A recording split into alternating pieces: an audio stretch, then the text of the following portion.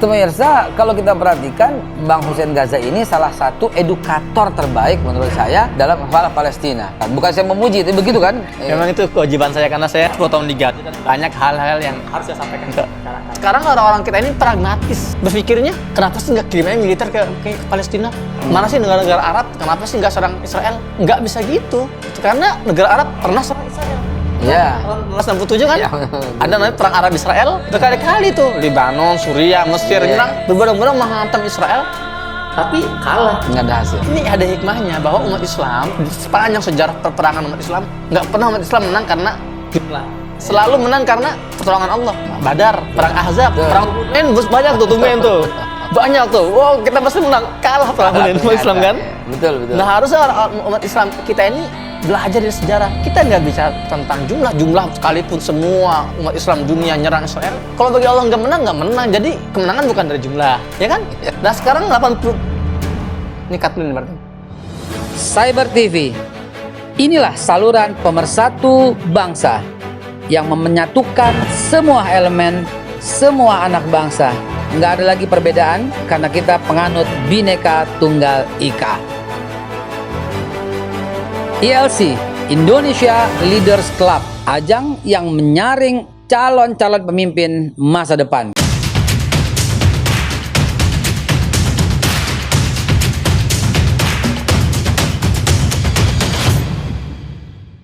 Bismillahirrahmanirrahim. Assalamualaikum warahmatullahi wabarakatuh.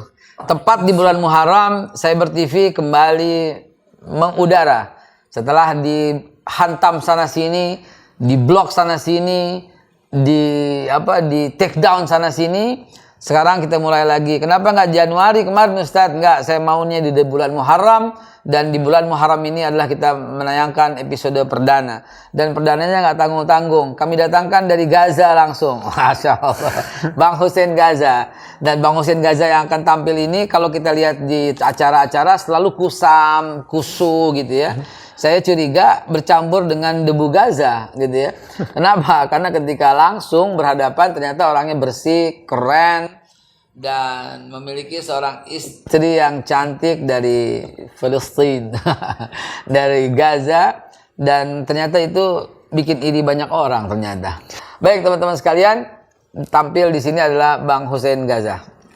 Assalamualaikum Bang Hussein. Waalaikumsalam warahmatullahi wabarakatuh. Kita jumpa terakhir di TV One. Ya, online. Ya. Dan ketika hasil dari perjumpaan itu, saya langsung tanpa ada tabayun, langsung tidak lagi jadi pembicara, tidak lagi jadi juru bicara 212. Karena katanya pro Israel. Oh iya. Padahal mantu waktu itu ngomong ya. Iya. Nah, teman-teman sekalian masih ingat pada waktu itu heboh di sosial media, Haikal bela Israel, Haikal bela Israel, Haikal sudutkan pemuda Palestina, Haikal sudutkan pemuda Palestina. Kif ya Allah ya Rabbi.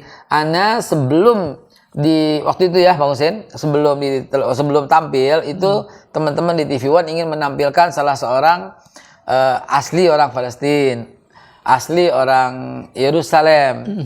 Ustaz Eka ngomongnya Yerusalem, ya. Kenapa memang? Al-Quds dong, kata orang begitu. Untuk antum ketahui, Al-Quds itu milik umat Islam, Yerusalem milik umat Islam, Israel negara itu pun milik umat Islam. Sering sekali kita menjadi distorsi ya, menjadi pecah pemahaman gara-gara perbedaan kata ini. Kita harus bilang 1444 dong, bukan 2022 dong gitu.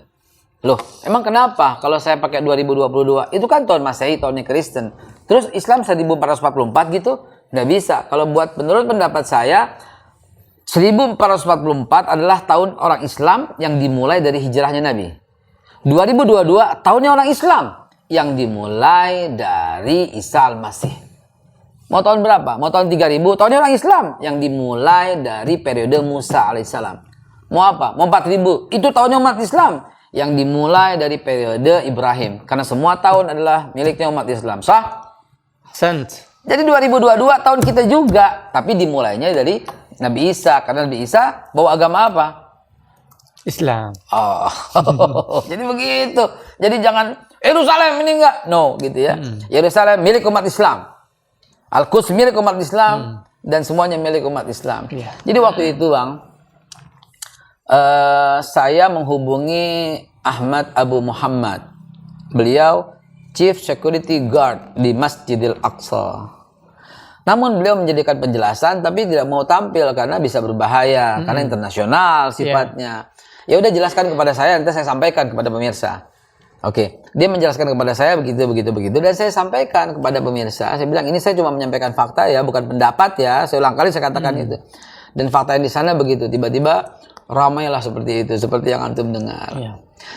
Bagaimana pendapat Bang Hussein Gaza terhadap minimnya pengetahuan teman-teman aktivis yang tiap hari suka demo, yang tiap hari suka turun ke jalan membela, tapi minim sekali pengetahuannya. Pendapat Bang Hussein Gaza? Ya baik.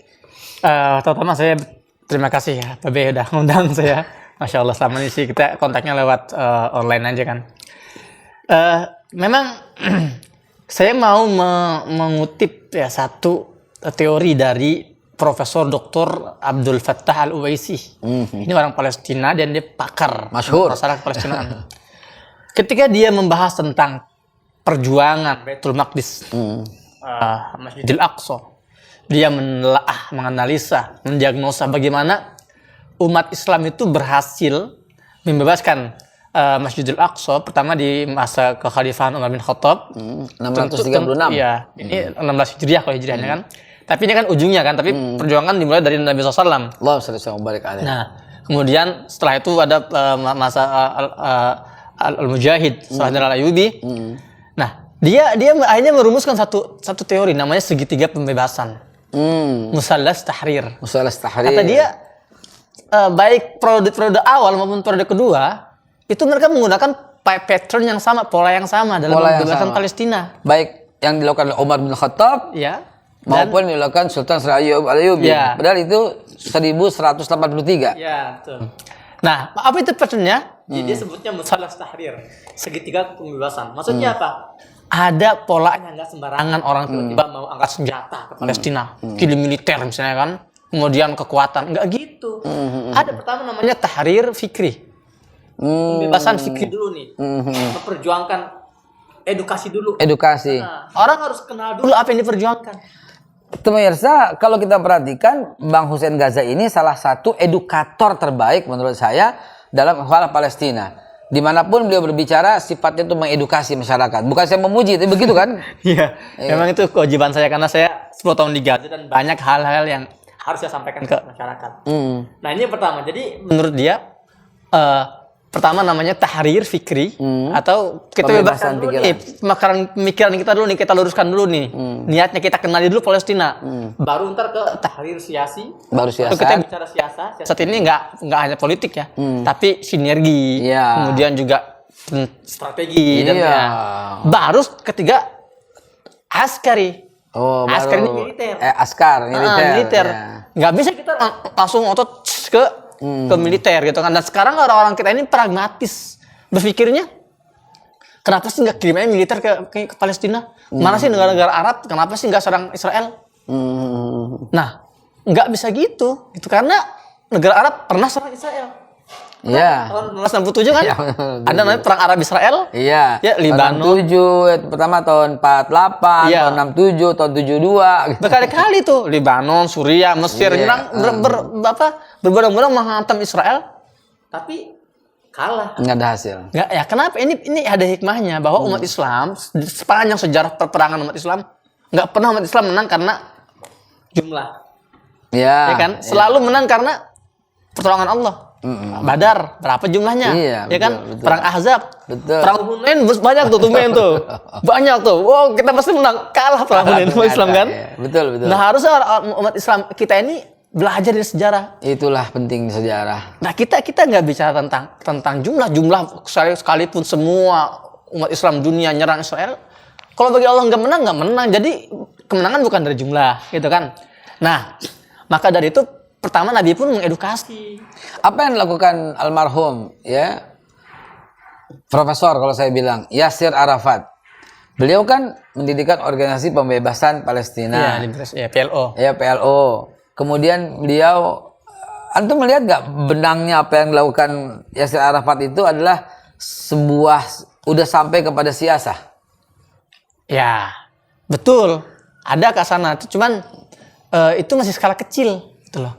Iya. Karena segitiga ini tuh harus difahami oleh seluruh umat Islam dunia, nggak hanya Palestina. Kalau di Palestina pun mereka sudah mulai munculnya gerakan seperti Hamas, ya munculnya PLO, Fatah gitu kan. Ini awalnya kan memang ormas, organisasi masyarakat yang tujuannya ya untuk menggabungkan kekuatan, mengedukasi masyarakat. Hamas itu bukan pasukan bersenjata. Orang sampai sekarang salah kaprah. Orang berpikir Hamas itu tentara militer. Iya. Ini bukan. Hamas ini awalnya ormas tahun 1987 didirikan. Betul. Ya, ketika intifada awal itu kan. Intifada. Nah, akhirnya karena masif bergerakan di masjid-masjid, akhirnya muncullah sayap militernya namanya Izdal Al-Qassam, diambil dari seorang mujahid Suriah. Al-Qassam. Nah, Al-Qassam, Izdal Al-Qassam. Nah, barulah sekitar awal 2000-an baru Hamas ini mengubah menjadi partai politik karena harus masuk pemilu gitu loh. Ini kan salah satu informasi yang harus dipahami gitu kan. Jangankan itu, seperti yang Bang Hussein Gaza pernah cerita, pertanyaan dari seorang tokoh aktivis, Bang Hussein di Gaza ya, sering sholat ke Masjid Al-Aqsa nggak? Ini juga ini fatal menurut saya ini. Parah itu ya, Iya. parah. Jadi ada namanya informasi dasar seputar Baitul Maqdis. Ini harus difahami. Baitul Maqdis itu apa sih? Namanya tuh tadi Al-Quds itu sebetulnya penamaan modern tuh. Kalau mau penamaan zaman nabinya Baitul Maqdis. Nabi mengatakan Baitul Maqdis gitu ya. Nah, bicara tentang misalnya lokasinya, apa sih konflik dasar Palestina itu apa sih? Apa sih yang akarnya ini kan jadi pertanyaan kan? Betul. Dan kita di sini masih berkutat di edukasi ini yang dibutuhkan. Saya pernah cerita, tapi belum pernah di forum yang bisa diakses secara langsung seperti ini. Tapi menurut saya nggak masalah karena bukan suatu hal yang memalukan. Cuman yang saya ragukan apakah masyarakat udah siap belum menerima cerita ini. Karena bisa-bisa ujungnya mengatain saya lagi dengan dengan agen lah, Mossad lah, nauzubillah min zalik. Jadi begini, pada waktu itu saya di Hebrew University, profesor itu menguji saya dalam bukan resmi begitu, bukan gitu ya. Datanglah kalau kita bilang ke ruang kampus dekan lah begitu. Lalu ditanya apa usulannya gitu loh. Lalu siapa sih lo gitu kan? Apa sih usulan lo gitu kan kalau kita bilang gitu ya. Mereka terkejut, kaget, saling tatapan muka dan kemudian mereka bicara dalam bahasa Arab walaupun mereka Yahudi, walaupun mereka orang bahasa Ibrani. Karena presentasi dalam bahasa Inggris, dia tidak tahu bahwa saya memahami apa yang dia bicarakan gitu. Apa yang saya sampaikan, usulan saya cuma satu kalimat, back to 666. Dia bilang, apa usulan kamu nih? Terus kamu siapa sih? Kok mau mengusulkan perdamaian lah, apalah, mau berkontribusi lah. Saya kan awalnya saya mau kontribusi. Saya mau kontribusi sedikit saja untuk perdamaian di sini, saya bilang gitu.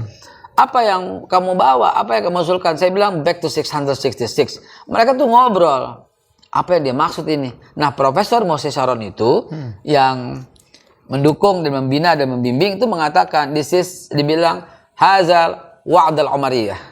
Dia bilang gitu. Sah, Anda bilang begitu, dia bilang. Betapa Umar bin Khattab, ya. Jadi nggak usah ragu dengan Islam. Islam itu sebagaimana kama qala Rasulullah SAW, alaikum bisunnati wa sunnatul khulafaur rasyidin al-mahdiyyin. Itu umat Islam itu wajib mengikuti sunnah Nabi dan sunnah para khulafaur rasyidin. Salah satu sunnah khulafaur rasyidin itu adalah Umar bin Khattab menegaskan, kalaupun umat Islam yang memegang ini, maka umat Islam pasti memberikan tempat untuk muslimin, udah pada tentu, bahkan untuk Yahudi maupun untuk Nasrani. Haram bagi kami mengganggu gereja. Haram pula kalau kita kiaskan mengganggu sinagoga. Haram bagi kita mengganggu salib. Haram juga mengganggu Star David, saya bilang. Itu saya bilang begitu. Jadi mereka menengok-nengokkan aja. Kemudian satu orang aplaus dan satu orang bilang lanjutkan gitu, lanjutkan. Cuman kan karena hubungan diplomatik, saya tidak bisa mengambil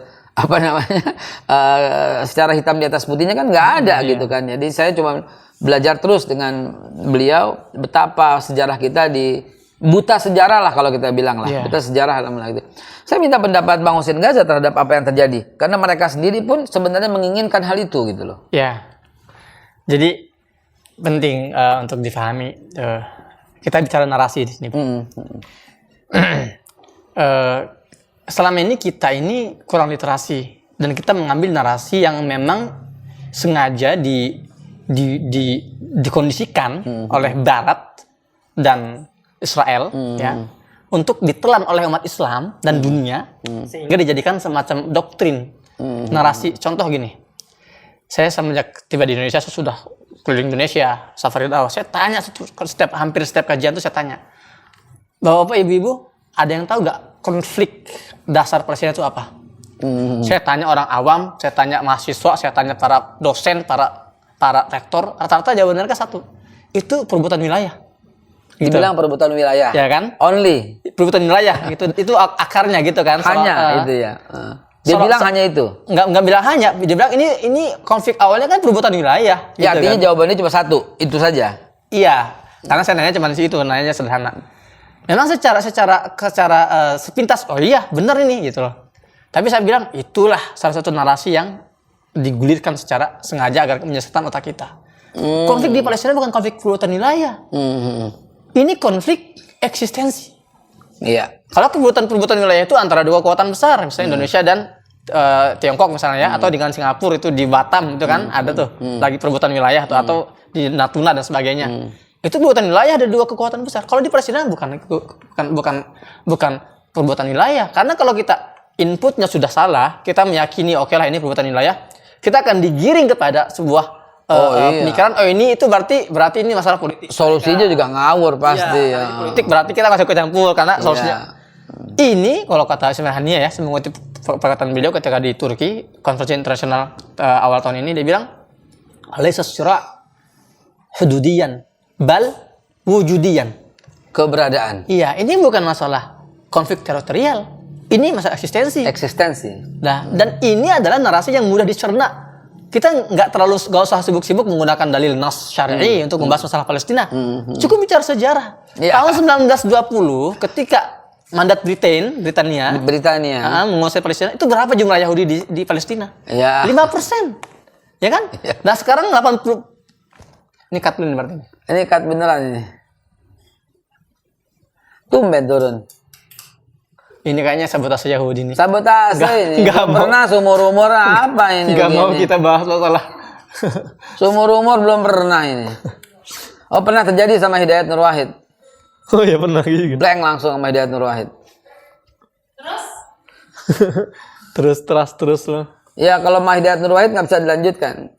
Langsung take down. Kenapa? Ini rekor. Ini record ya. Biasanya live sih. Cuma ini record di sini nggak ada yang tidak tertutup, semua nggak ada yang bisa tersembunyi, semua terbuka.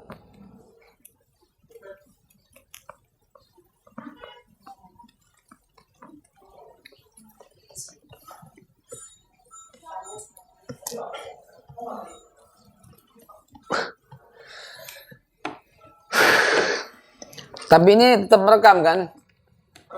Tetap merekam kan? Hah? Ya udah. Nggak bisa karena harus nggak apa-apa. Nah, masih nyala. Haket loh.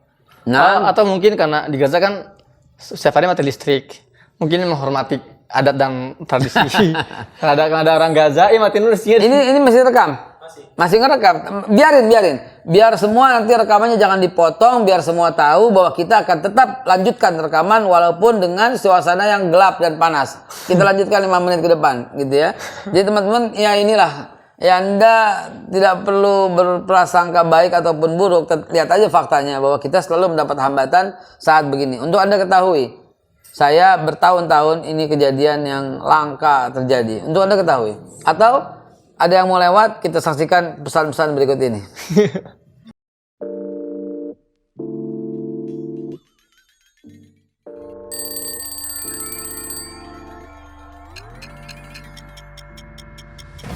Minum kopi itu seni.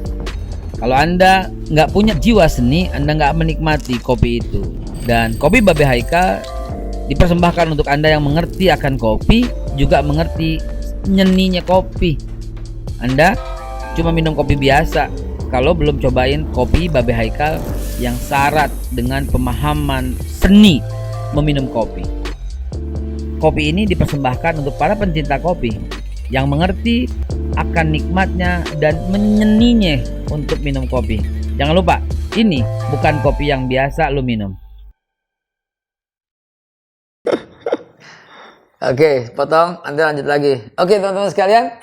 Baik, kita lanjut lagi. Ternyata walaupun lanjut, listriknya belum nyala. Boleh dibuka barangkali biar ada cahaya sedikit dan cahaya udara. Beginilah keadaannya. Tadi kepotong ketika Bang Hussein Gaza berkata, pendekatannya itu mesti melihat sejarah. 1920, mandat Britania itu nggak pernah ada gitu loh yang diberikan untuk Israel. Nggak ada gitu loh. Lagi pula siapa mereka? Mereka hanyalah pendatang dari Argentina. Pendatang yang dikasih sejumlah uang kalau mau menempati di sana dan dikasih sejumlah bidang tanah. Ya maulah mereka. Tidak lain tidak bukan, ini adalah konsepnya Theodore Herzl dan Nathan. Nathan 1886.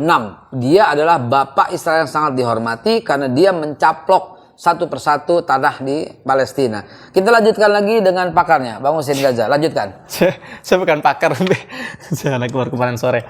Nah jadi tahun 1920 kan mandat Britania itu ketika Inggris menguasai Palestina setelah Sykes-Picot ya. Iya. Nah itu hanya 5% eksistensi Yahudi di Palestina. Iya, iya. Hari ini 80% lebih. Iya. Nah kan kita ada pertanyaan sederhana aja. Kira-kira ini bagaimana penambahan jumlah ini kok bisa sangat drastis? Ya. Bagaimana cara Yahudi ini yang tadinya cuma 5% sekarang menguasai 50%? Apakah dengan jual beli atau kesepakatan sama? Enggak kan? Tentu dengan cara-cara kotor, Ya. dengan menjarah, dengan Ya. dengan membunuh, membakar, genosida, Ya. mendatangkan eksodus dari luar, mengusir yang ada dan mendatangkan yang harusnya nggak ada. Ya, Itu namanya betul. konflik eksistensi. Jadi ini murni kolonialisme. Kolonialisme, Bukan masalah penjajahan. perebutan, bukan masalah perebutan wilayah. Kalau perebutan wilayah dari awal sudah ada negara Israel, Iya. ada Palestina, nah itu perebutan wilayah. Ini Iya, bukan. iya. Dan perlu catatan kita juga, sudah lebih daripada 38, lebihnya intinya ada 300-an katanya, tapi 38 perjanjian PBB yang dilanggar. Resolusi PBB betul. Resolusi udah ratusan lah mungkin ya, saya nggak hafal jumlahnya. Resolusi PBB yang dilanggar oleh laknatullah alaihim. Nah. Tetapi apa tindakan juga nggak ada, karena polisi dunia pun berpihak padanya. Kalau pendapat saya, Israel itu ada dua, Israel kecil ada di Timur Tengah dan Israel besar yaitu Amerika Serikat. Ya. Dan satu lagi nih, kita nggak adil ketika kita banyak komentar-komentar. Ini Palestina kenapa sih nggak mau damai? Udahlah, terimalah itu Oslo. Kan sudah ada perjanjian damai. Kenapa sih maunya perang nggak mau berhenti? Lucu pertanyaan ini gitu loh. Iya, iya. Jadi gini, pernah nggak pertanyaan ini tanya ke orang Israel? Mereka mau gak sih damai dengan orang Palestina? Iya. Tanya dong. Tanya ke sana ya. Iya, karena dulu pernah Perdana Menteri keempat Israel namanya Emut bukan, yang keempat itu namanya siapa itu yang perempuan itu? Emut Barak. Golda Meir. Golda Meir. Nah, Golda Meir. Golda Meir pernah ditanya dalam sebuah wawancara oleh awak wartawan, dia bilang, Ibu Perdana Menteri, kok Israel semakin hari semakin meluas ya wilayahnya ya? Mana sih batasnya? Ditanya dengan sederhana. Apa jawaban dia? Sejauh yang bisa dijangkau oleh tentara kami. Nah jadi kalau tentara mereka itu bisa nyampe ke Citayam, itu Citayam dijajah juga itu. Saya punya jawabannya. Nanti teman-teman saksikan berikut ini petanya ya. Lihat peta berikut ini ya. Oke, tadi edit ya. Saya punya peta di mana batas atasnya itu adalah mencakupi seluruh wilayah Lebanon utaranya, batas selatannya itu sampai dengan perbatasan Riyadh ya. Batas timurnya itu sampai ibu kota Teheran Iran itu kotanya sampai kota Isfahan ya, Isfahan, dan batas barat ya, barat itu meliputi sampai ke laut Mediterania, dan itu disebut Israel Raya kalau kita bilang ya, Great Israel. Itulah wilayah Israel yang sebenarnya kata mereka, itulah the promised land versi mereka, begitu anggapannya. Nah kan, jadi kalau lihat dari situ jelas bahwa mereka itu nggak akan berhenti dengan namanya perdamaian, itu nggak akan. Iya, Nah bahkan Kenapa sekarang mereka belum nyampe ke Mesir, belum nyampe ke perbatasan lihat itu? Karena sekarang mereka harus menghadapi satu duri dalam tenggorokan mereka yang bernama Gaza. Itulah yang sekarang. Jadi ketika Gaza memperjuangkan tanah itu, mereka tidak sedang memperjuangkan darah mereka. Mereka sedang memperjuangkan kehormatan umat Islam. Subhanallah. Mereka sedang Merinding saya. menjaga darah umat Islam. Karena kalau Gaza tunduk, kalau Gaza menyerah, kalau Gaza letakkan senjata, tidak ada kehormatan umat Islam yang pantas diperjuangkan hari ini. Allahu Akbar. Teman-teman sekalian, apa yang disampaikan Bang Hussein Gaza ini menjadi catatan. Saya sedikit menanggapi dari sisi sejarah. Tahukah Anda, bangsa di seluruh wilayah itu yang tidak pernah dijajah, bahkan luput oleh serangan Nebukadnezar 655 sebelum Masehi. Bahkan luput dari serangan-serangan seluruh bangsa di zamannya. Bahkan ketika semua tunduk ya di bawah pasukan Nebukadnezar, di bawah pasukan, bahkan sebelum Masehi ada satu wilayah yang belum pernah diganggu, itu adalah Gaza. Gaza sejak zaman Benyamin. Benyamin itu Gaza kebetulan wilayahnya Benyamin ya. Jadi begini, seluruh wilayah itu telah dibagi-bagi oleh Nabi Allah Yakub alaihissalatu wassalam. Ini wilayahnya Ruben, Simon, Levi, Yahudi ya, Isakhar, Zebulun, Gad, Akhir, dan Naftali, Yusuf, Benyamin. Wilayah Benyamin itu adalah di Gaza dan seluruhnya pernah takluk. Tetapi Gaza sejak zaman pembagian dari Nabi Allah Yakub alaihissalam sampai detik ini belum pernah tunduk pada siapapun. Itulah Gaza. Dan tahu kenapa dinamakan Gaza, Be? Gaza ini ada dua arti. Ya. Pertama ada yang mengatakan asal katanya Gaza ya Gazawat. Gaza. Karena banyak pertempuran di sana, maka dinamakan Gaza. Yang kedua ini yang lebih rojih. Gaza ini kalau bahasa Arab artinya Al-Hasin Al-Matin. Benteng yang sangat kokoh. Benar, Be. Kekuasaan sudah berganti di Palestina. Persia, Asuria, Romawi, Mongol. Semua pernah menjajah Palestina kecuali Gaza. Betul. Gaza dari masa ke masa, dari era ke era, tahun ke tahun adalah satu-satunya wilayah di Palestina yang nggak pernah benar-benar dikuasai penuh oleh penjajah yang pernah menguasai Palestina. Sah. Maka dinamakan Gaza Al-Hasin Al-Matin. Benteng yang sangat kokoh. Masya Allah. Sampai hari ini kita menjadi bukti menjadi saksi hidup melihat kejayaan Gaza yang sampai saat ini belum juga runtuh oleh kepungahan penjajah. Masya Allah. Teman-teman, sekarang waktunya Anda mengambil sikap. Mana kontribusimu? Mana kontribusimu? Yang ketiga kali saya sampaikan, mana kontribusimu? Gaza adalah kehormatan umat Islam. Anda yang tidak berkontribusi, jangan-jangan telah tercabut rasa kehormatan dalam beragama Islam. Saya Haikal Hasan untuk Cyber TV bersama tamu perdana dalam tayang kembali Cyber TV, yaitu Bang Hussein Gaza. Insyaallah kita kembali bulan depan. Assalamualaikum warahmatullahi wabarakatuh. Waalaikumsalam warahmatullahi wabarakatuh. Cut. Ulangi lagi sedikit. Dari situ. Insyaallah kita kembali pekan depan. Assalamualaikum warahmatullahi wabarakatuh. Waalaikumsalam warahmatullahi wabarakatuh. Cyber TV, inilah saluran pemersatu bangsa yang menyatukan semua elemen, semua anak bangsa. Nggak ada lagi perbedaan karena kita penganut Bhinneka Tunggal Ika. ILC, Indonesia Leaders Club, ajang yang menyaring calon-calon pemimpin masa depan.